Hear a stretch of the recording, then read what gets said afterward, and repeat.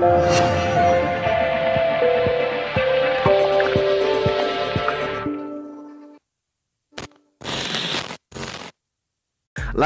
kamitslihi syai'. Tuhan itu tidak serupa dengan makhluk. Yesus serupa dengan makhluk. Kenapa dituhankan? Nah, inilah yang dijawab oleh Allah. Innamal masihu Isa bin Maryam Rasulullah wa kalimatu. Mari kita buktikan apa pengakuan Yesus. Nah, ini baru masuk ke Yesus, Mbak Fani. Yesus datang untuk membuktikan dirinya sebagai Tuhan atau membuktikan dirinya sebagai utusan Tuhan. Nah, ini PR buat kalian. Yesus membangkitkan orang mati, apakah untuk membuktikan dirinya Tuhan atau sebagai utusan Tuhan? Nah, itu PR buat kalian. Yesus kamu sudah menutup diri. Coba kamu terbuka, kamu menutup diri tentang Yesus. Sebenarnya kamu tidak tahu. Oke, baik. Saya mau buka diri. Wahai Yesus, tunjukkan di mana ajaranmu yang mengatakan Engkau adalah Tuhan dan dirimu minta disembah. Amin. Nah, mana? Tunjukkannya cuma amin, amin, amin. Mana ajarannya? Tunjukkan. Bang, cuma itu dalilnya di Yohanes 13 ayat 13. Di dalam Roma pasal 9 ayat 5 menyebut Yesus sebagai Allah. Bukan saja demikian, pada waktu Yesus menyatakan diri kepada Thomas, Thomas memanggil dia Allahku, Tuhanku. Yesus tidak tolak. Nah, ini semua menyatakan bahwa Yesus memang adalah Allah, sehingga dia mempunyai kuasa Allah, dia mempunyai perkataan Allah, dia mempunyai kemuliaan Allah, dia mempunyai pekerjaan Allah, dan dia menyatakan diri sebagai Allah, sehingga dia berani mengatakan, barang siapa yang melihat saya, bukan melihat saya, tetapi telah melihat Allah yang mengutus saya.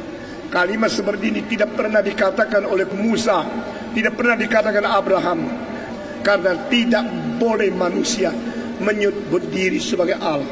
Tapi Yesus Kristus menyebut sebab dia sendiri memang adalah Allah. Waktu Yesus tidur, masa Allah kau tidur? Waktu Yesus berdoa, masa Allah kau berdoa? Itu kan yang sering kita dengar. Mereka nggak sadar bahwa itu kemanusiaannya. Saya seorang pendeta. Saya kadang-kadang pakai jubahan pendeta itu ya. Lalu ada yang putih-putih di sini namanya kolar. Lalu ada stolanya. Kalau orang lihat, ini pendeta. Tapi saya juga pemain pingpong. Maka saya pakai celana olahraga, baju olahraga, bawa beg. Saya pendeta sekaligus pemain pingpong. Waktu saudara lihat saya pakai jubah, saudara bilang, ini pasti bukan pemain pingpong. Kenapa?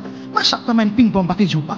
Tapi waktu saudara lihat saya pakai celana pendek, bawa beg, ini pasti bukan pendeta. Karena pendeta kenapa bukan bawa Alkitab tapi bawa beg? Tidak. Waktu saya bawa beg menunjukkan saya pemain pingpong. Waktu saya pakai jubah menunjukkan saya pendeta. Jangan pakai jubah untuk menolak bahwa saya pemain pingpong. Jangan pakai beg untuk menolak saya pendeta. Jangan pakai kealahannya untuk menolak kemanusiaan. Dan jangan pakai kemanusiaan untuk menolak kealahan. Di era yang ditandai oleh pertanyaan-pertanyaan eksistensial dan pencarian makna, perspektif reform tentang Yesus Kristus sebagai satu-satunya Tuhan dan Juru Selamat muncul dengan makna yang sangat penting. Pernyataan bahwa kepercayaan kepada Yesus menghasilkan kehidupan kekal, sementara penyangkalan terhadap keilahiannya mengarah pada perpisahan kekal, bukan sekadar doktrin. Itu adalah kebenaran mendalam yang membentuk kehidupan jutaan orang. Tradisi reformasi menekankan kedaulatan Allah dengan menegaskan bahwa keselamatan adalah anugerah penuh kasih karunia yang diberikan kepada orang percaya melalui iman. Hal ini sejalan erat dengan prinsip-prinsip penting kitab suci yang menyoroti Yesus Kristus sebagai pusat rencana penebusan Allah. Yohanes 3 ayat 16 secara ringkas menangkap esensi ini.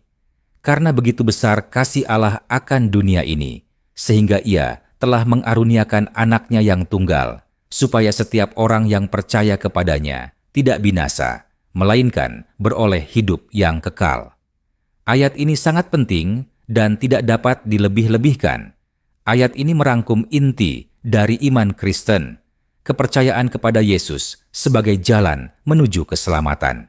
Dari sudut pandang reformasi, mengakui Yesus Kristus sebagai Tuhan dan Juru Selamat mencakup sifat gandanya. Dia sepenuhnya ilahi dan sepenuhnya manusia. Sikap teologis ini penting karena menetapkan Yesus tidak hanya sebagai guru moral, tetapi juga sebagai Tuhan yang berinkarnasi, yang pengorbanannya di kayu salib menyediakan penebusan dosa.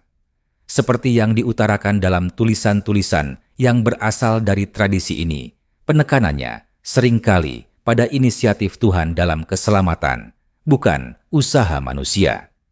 Respons orang percaya adalah rasa syukur dan ketaatan yang menegaskan bahwa keselamatan hanya oleh kasih karunia melalui iman saja. Pentingnya doktrin ini terbukti dalam implikasinya bagi kehidupan pribadi dan komunal. Ketika individu menerima Yesus Kristus sebagai juru selamat mereka, mereka mengalami transformasi yang memaksa mereka untuk hidup sesuai dengan perintah-perintah Allah. Hal ini menghasilkan kehidupan yang dicirikan oleh kekudusan, pelayanan, dan pewartaan Injil. Perspektif Reformed menantang orang percaya untuk menjadi duta Kristus, tidak hanya dalam perkataan, tetapi dalam tindakan yang mencerminkan kasih dan anugerah yang telah mereka terima. Namun, peringatan keras terhadap ketidakpercayaan juga harus diperhatikan. Tradisi Reform tidak malu untuk menyatakan realitas penghakiman bagi mereka yang menolak Kristus.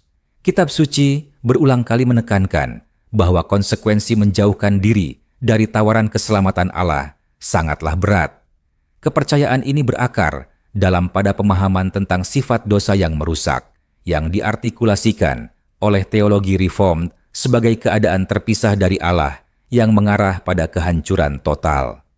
Dalam konteks kontemporer kita, tantangannya tetap, bagaimana kita mengomunikasikan kebenaran ini secara efektif di tengah budaya yang sering memandang keyakinan agama sebagai sesuatu yang subjektif. Solusinya terletak pada keterlibatan yang tulus dan penuh kasih dengan individu menanggapi keraguan dan pertanyaan mereka. Perspektif Reformed mengundang diskusi yang kuat tentang iman, membantu orang lain untuk menavigasi perjalanan spiritual mereka. Selain itu, perspektif ini mendorong orang percaya untuk menjalani iman mereka secara autentik, menunjukkan kekuatan transformatif Injil dalam kehidupan mereka.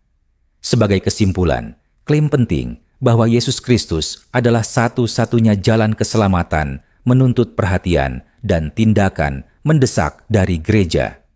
Bagi mereka yang percaya, ada janji kehidupan kekal. Bagi mereka yang menolak, ada pengingat yang serius tentang konsekuensi ketidakpercayaan. Dengan demikian, perspektif Reform tentang Kristus bukan sekadar abstraksi teologis, tetapi panggilan untuk menjalani implikasi iman kita dengan semangat dan keaslian saat kita berbagi harapan yang ditemukan di dalam Dia saja. Sampai jumpa pada video selanjutnya. Shalom.